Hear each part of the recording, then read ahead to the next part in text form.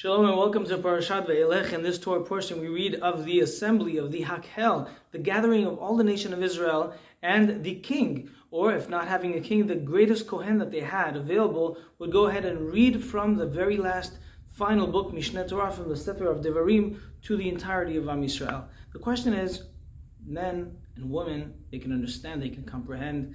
It really does make sense that they should go ahead and attend this assembly to be inspired and learn Torah and hear the Torah from the king or the Kohen. But what about children? Why do we need to bring the children? So it says, Lehavi sachar lemevi'ehen, to bring reward for those that have gone ahead and took the trouble to bring the children to participate in this assembly. But why would children have to be there? So the Mei HaShiluach wants to suggest that when you bring your child, you're actually connecting to your inner child.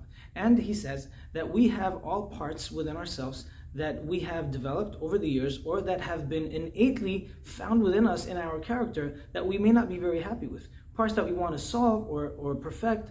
And these characteristic parts of our personality are ones that can be corrected and codified better when we bring our children to the great assembly of Hakel, to the assembly of listening and connecting to the words of Hashem in this massive unity of all of Am Yisrael. Why? He says because when the parent brings the child, the parent not only enables the child and plants a seed of divinity and wisdom and longing for Torah within the child, but the seed that you are planting in your child is also the seed that is being flourished and being blossomed within you yourself.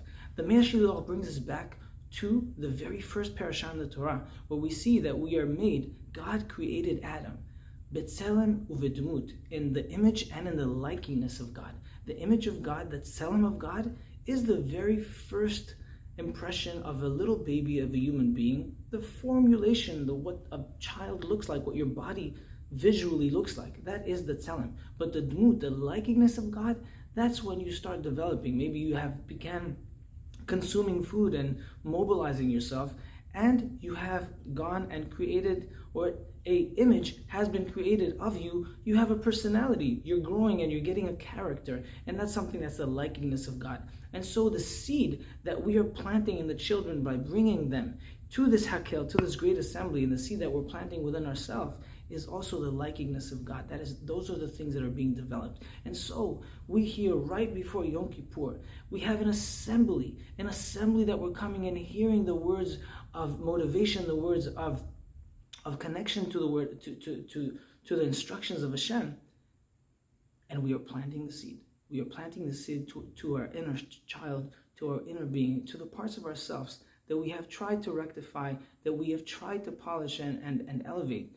And here, with the Hakel, with the assembly, we are able to connect to them and to nourish them and to nurture the inner parts of our being that we so long to perfect, that we so long to elevate and cure and redeem, to mobilize freely in expression to Hashem, expression to society, and expression to our free mobility in life.